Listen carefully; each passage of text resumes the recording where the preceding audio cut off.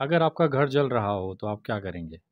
पानी लेके उसे बुझाने की कोशिश करेंगे कि उसमें पेट्रोल डालेंगे? ड्राइवर रहे हैं। मेरा घर जल रहा था। 20 सालों तक उन्होंने ऑटो चलाया, मेहनत से हम लोगों को पढ़ाया। दादाजी मेरे जो थे वो वॉचमैन रहे हैं कंपनियों में, गेट ढकेला है उन्होंने ज़िंदगी भर। तो और उन्हीं की सब ये देन है कि आज इस मुकाम तक हम लोग पहुँचे हैं। शिक्षा 12वीं तक हुई है, मेरिट अच्छा था, पढ़ने में अच्छा था, लेकिन पैसे की कमी जो है वो नहीं पहुँचा पाई। इस देश में ना तरह तरह की चेहरा है और चेहरे में एक ऐसा चेहरा जो खुद के दम पर एक अलग मिसाल दिख जाता है।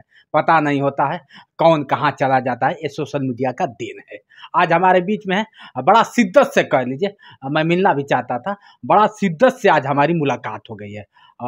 वही विनय दुबे जो अपनी जुबान से आए दिन चर्चा में बने रहते हैं। किसको कहा जाए? लोग कहते हैं चेहरा चमका रहा है तो किसी का नाम ले रहा है, तरह तरह की चीजें। पहले हम फोकस करते हैं कौन है विनय दुबे जो इस तरह से आया और सोशल मीडिया पे भूचाल ला दिया। पहले तो स्वागत है जोश एक्सप्रेस से सर। बहुत बहुत धन्यवाद और मेरा सौभाग्य है कि मैं आज आपके साथ हूँ। अरे नहीं, आप मेरे लिए इंस्पिरेशन है और हमेशा से मैं आपको फॉलो करता रहा हूँ। चलिए, बड़ा अच्छा लगता है आप जैसे लोग मिल जाते हैं। मैं सोचा कि चलिए इस धरती पे बहुत लोग हैं कि नकारा करते हैं, हम जैसे लोगों को कहीं ना कहीं भिन्न नज़रों से देखा करते हैं। ये भी है, मैं खुल के बता दूं ऑन कैमरा। लेकिन आप जैसे लोग भी हैं इस धरती पे, मैं किसी का नाम नहीं लूँगा, लेकिन आप जैसे लोग हैं जो इंसानियत को जिंदा रखे हैं। बड़ा अच्छा लगा। शुरुआत करते हैं, क्या मन में आया? विनय दुबे चाहते तो कुछ और कर जाते, विनय दुबे चाहते तो क्या होता है कि देश के लिए कुछ और नाम कर जाते। क्या जरूरी था सोशल मीडिया पर आने का? वो अगर आपका घर जल रहा हो तो आप क्या करेंगे? पानी लेके उसे बुझाने की कोशिश करेंगे कि उसमें पेट्रोल डालेंगे? मेरा घर जल रहा था, मेरा हिंदुस्तान जल रहा था, तो जो मुझे सही लगा मैंने किया। नहीं, हिंदुस्तान जल रहा था तो आप चाहते तो एक सिपाही आर्मी बन के भी लंबाई भी भगवान ने बहुत अच्छा दिया है, खूबसूरती भी अच्छा दिया है। आज मैं देख रहा हूँ गुरुजी कि बहुत सारे आर्मी में, बहुत सारे पुलिस में, बहुत सारे संवैधानिक पदों पर बैठे हुए ऐसे ऐसे वीर हैं जो गलत होते हुए भी बोल नहीं पा रहे हैं। तो मैं क्या उसे कीमत दूं? मैं तो ये जानता हूँ कि मैं एक आम इंसान हूँ, नहीं कुछ कर सकता, कम से कम किसी गलत को गलत तो बोल सकता हूँ।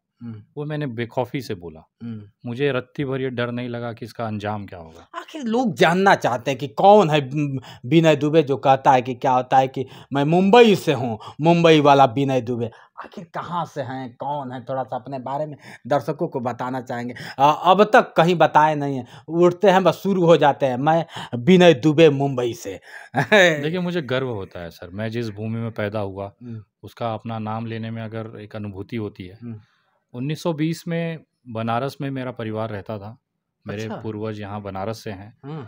जब 1920 में वो शिफ्ट हुए मुंबई नौकरी रोजगार के लिए, तो उसके बाद से फिर हमारा उत्तर प्रदेश और भूमि छूट गया। अच्छा। लेकिन जब दादाजी ने हमें बताया कि हम लोग यूपी और बनारस में ख़ास तौर पे काशी विश्वनाथ जी के गर्भगृह के हमारे वंशज वहाँ पे पूजा पाठ कराते रहे हैं, हमारा एक गौरवान्वित इतिहास रहा है, तो वापस हम अपने भूमि से जुड़े और ऑलमोस्ट 30 साल से हम लोग बनारस और वगैरह आ रहे हैं, जा रहे हैं अपना भूमि। मतलब अगर कह लिया जाए तो देवों का देव महादेव के नगरी से आप भी विनय दुबे भी आते हैं। और शिक्षा दीक्षा कहाँ से ले लिए? मैं मुंबई से ही पढ़ा लिखा हूँ। मेरे पिताजी ऑटो ड्राइवर रहे हैं, 20 सालों तक उन्होंने ऑटो चलाया, मेहनत से हम लोगों को पढ़ाया। दादाजी मेरे जो थे वो वॉचमैन रहे हैं कंपनियों में, गेट ढकेला है उन्होंने ज़िंदगी भर। तो और उन्हीं की सब ये देन है कि आज इस मुकाम तक हम लोग पहुँचे हैं। शिक्षा 12वीं तक हुई है, मेरिट अच्छा था, पढ़ने में अच्छा था, लेकिन पैसे की कमी जो है वो नहीं पहुंचा पाई। तो उस मामले में अगर देश की सेवा नहीं कर पाया तो जो मुमकिन था उसी से कर रहे हैं।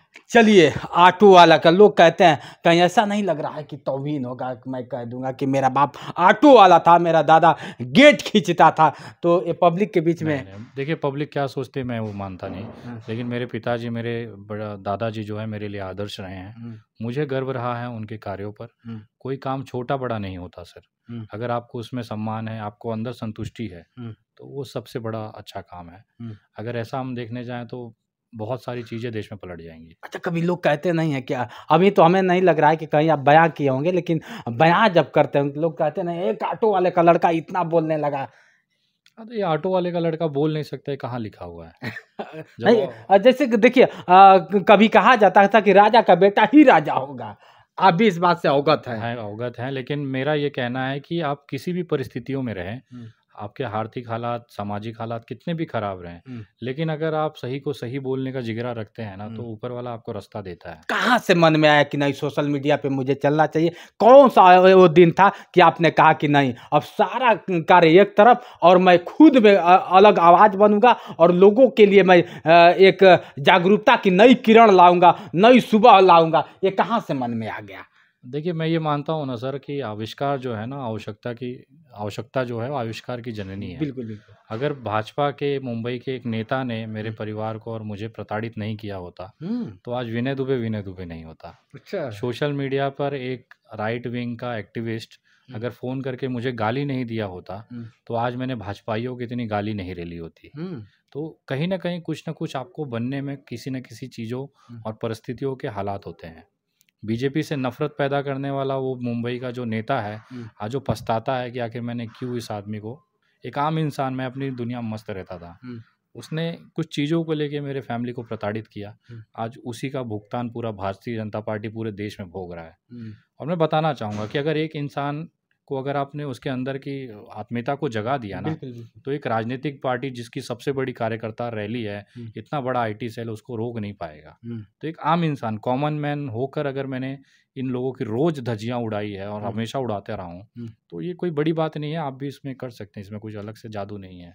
हाँ, चलिए, एक बड़ा खुलासा हो गया कि एक ऑटो वाला का लड़का है और कहीं ना कहीं प्रताड़ित होता है और उठा लेता है कि बेटा अब तो मैं भी कुरेद दूंगा। लोग कहते हैं ना कि जब आता है तो जहर उगलता है, लेकिन कोई माँ के पेट से हत्यारा नहीं होता, कोई माँ के पेट से गुनाहगार नहीं होता। ऐसा ही एक विनय दुबे भी है। शायद इनके अतीत को हम लोग और आप भी, जितने कमेंट मैं देखता हूँ, बड़ा भद्दी भद्दी कमेंट भी आते हैं, बहुत अच्छे भी आते हैं, लेकिन किसी को गलत कहने से पहले उसके अतीत को जानना चाहिए, सभी को जानना चाहिए। इसलिए मैं आपके अतीत को जानना चाहा कि बहुत सारे लोग कमेंट में इस तरह से करते हैं कि विनय दुबे इस आप तरह। जो कह रहे हैं ना कि कोई अपने मन से अपराधी नहीं बनता जी, उसे सिस्टम और आपका जो तंत्र है वो बनाता है। बिल्कुल। तो विनय दुबे के साथ भी वो हालात अलग से नहीं रहे हैं जी। आज मैं मुंबई का एक छोटे से गली का छोटा सा गुंडा आप कह सकते हैं, अरे नहीं रहा है, सोशल मीडिया पे इसी तरीके से जानता है। मुझे आज देश का गुंडा बनाने वाला यही पुलिस और सरकारें हैं। मुझे बना वहीं का वहीं अगर लपेट दिए होते, समटा दिए होते, तो आज देश ये झेल नहीं होता। तो कहीं ना कहीं वो चीज़ें, परिस्थितियां बनती गई, मैं उग्र होता गया, मेरे अंदर गुस्सा उस लेवल का बढ़ता गया। भारतीय जनता पार्टी को जितना भी मैं चोट दे सकता था वो मैंने मुमकिन चोट, जेल भी गए। जेल जाना तो बड़ी कितनी बार जेल पहुंचे हैं? 6-7 बार तो हो ही गया है सर। गुनाह आपने क्या किया था? विनय दुबे देखने में भोला भाला है, लेकिन कौन सा गुनाह किया था और कौन सी धाराएं लगी थी?